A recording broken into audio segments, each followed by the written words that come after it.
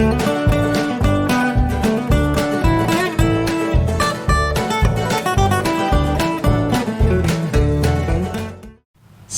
selamat pagi adik-adik. Jumpa lagi di ibadah online. Kita mau mulai ibadah online pada pagi hari ini. Kita mau sama-sama berdoa terlebih dahulu.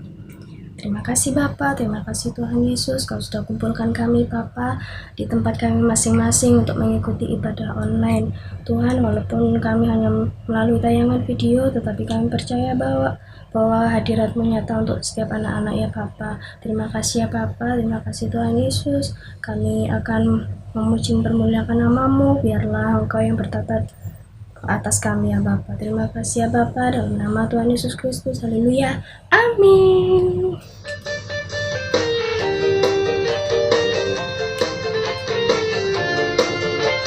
Jangan lupa gerakannya ya.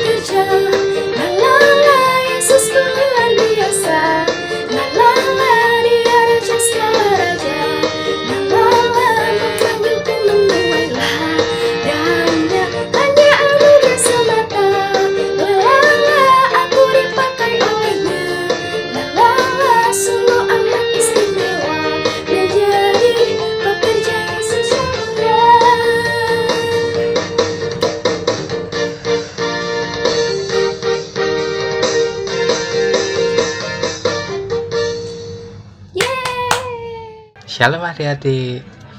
Pada pagi hari ini, Koko senang sekali bisa berjumpa dengan kalian semua di ibadah online. Pada pagi hari ini, kita akan sama-sama mendengar kebenaran firman Tuhan. Tapi terlebih dahulu, adik-adik siapkan hati untuk terima kebenaran firman Tuhan. Kita lipat tangan dan kita berdoa. Bapa kami yang ada dalam kerajaan surga, kami mengucap syukur buat pagi hari ini Tuhan, karena pada pagi hari ini kita masih bisa berkumpul dalam sebuah ibadah online. Itu karena kasih Tuhan buat setiap kami. Tuhan Yesus, kami mau dengar kebenaran firman-Mu, kami buka hati kami untuk firman-Mu. Tuhan, Kau berfirman, Engkau berbicara kepada setiap kami, kepada setiap adik-adik yang mendengarkan pada pagi hari ini Tuhan. Kami mau menjadi pelaku kebenaran firman-Mu. Terima kasih Tuhan, terima kasih Bapa yang ada di dalam kerajaan surga. Di dalam nama Yesus kami berdoa, kami mengucap syukur. Haleluya, amin.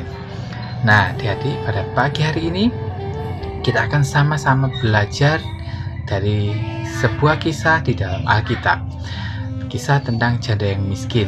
Dan sebelumnya kita akan sama-sama membaca di dalam Markus pasal 12 ayat 41 sampai 44. Koko bacakan ya.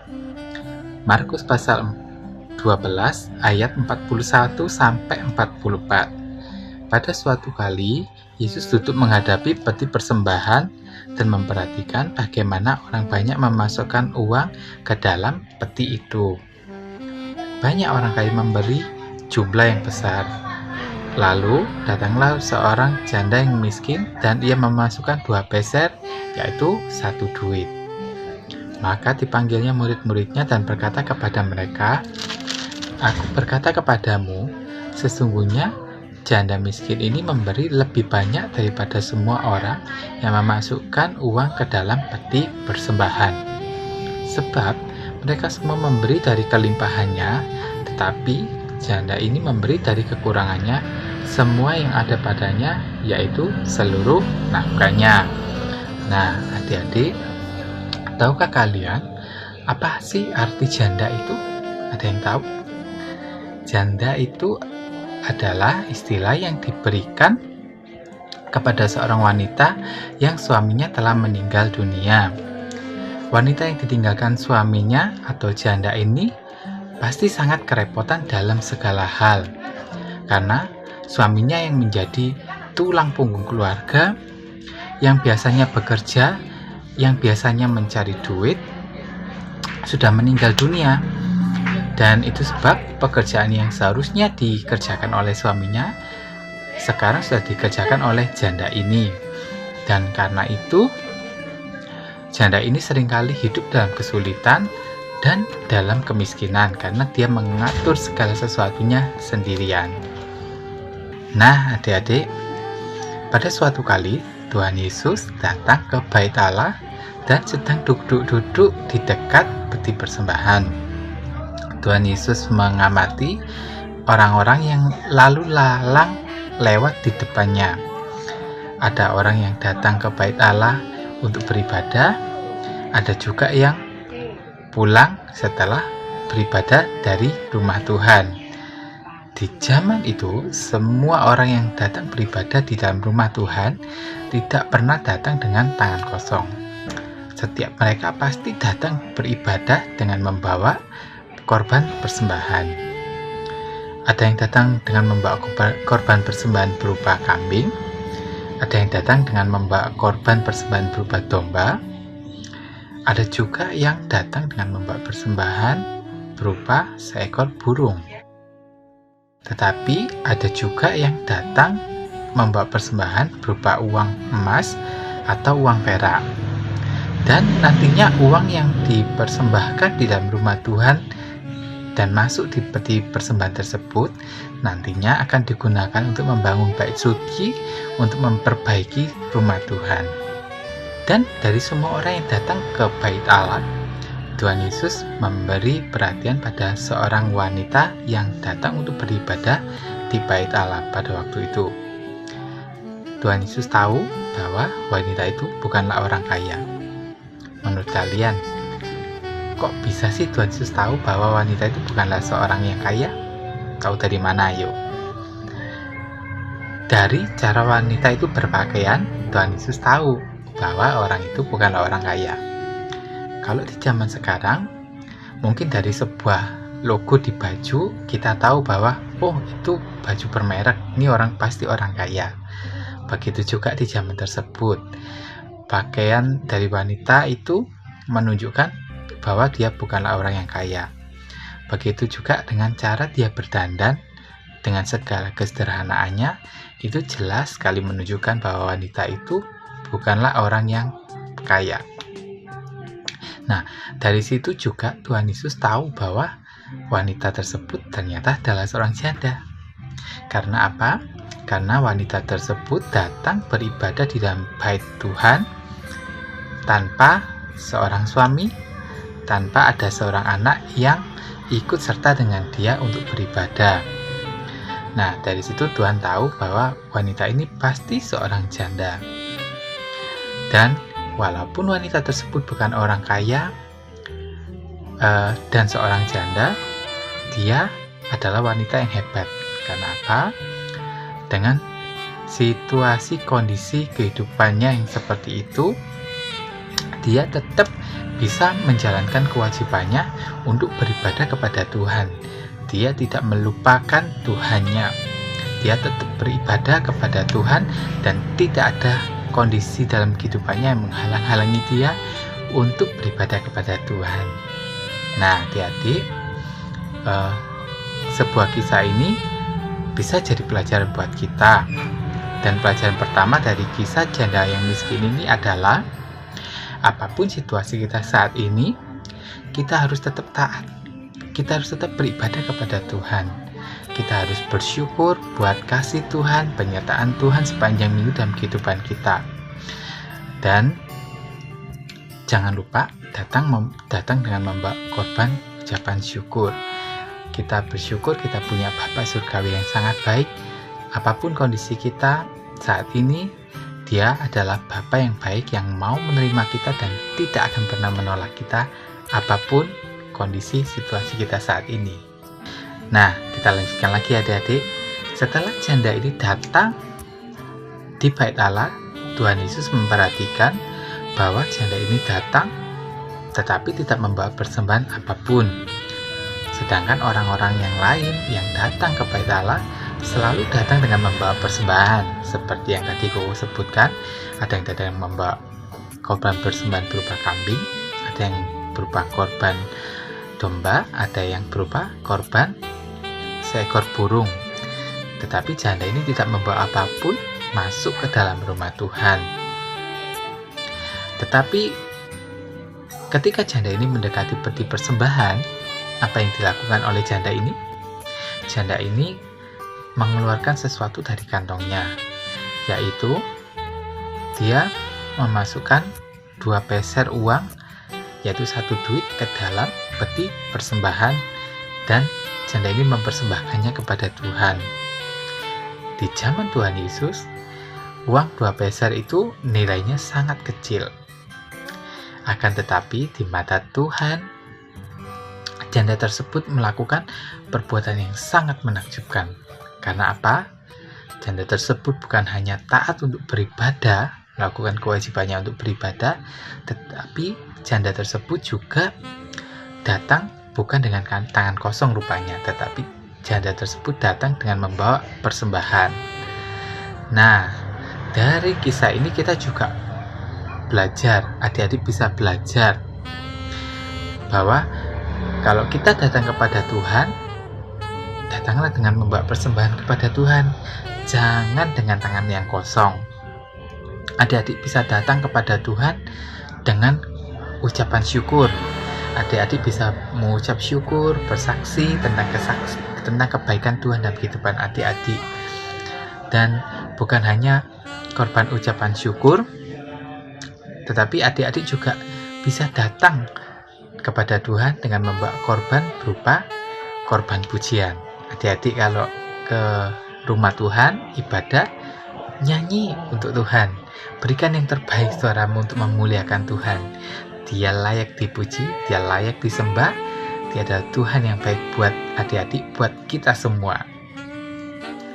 Dan satu lagi, adik-adik juga bisa datang dan membawa persembahan berupa uang persembahan. Uang ini nantinya akan dipakai untuk memperlebar rumah Tuhan di mana adik-adik beribadah. Nah, adik-adik sekarang sudah jelas kan bahwa kita harus datang beribadah kepada Tuhan, jangan dengan tangan yang kosong, tetapi dengan persembahan, baik itu ucapan syukur, baik itu pujian, baik itu berupa uang persembahan.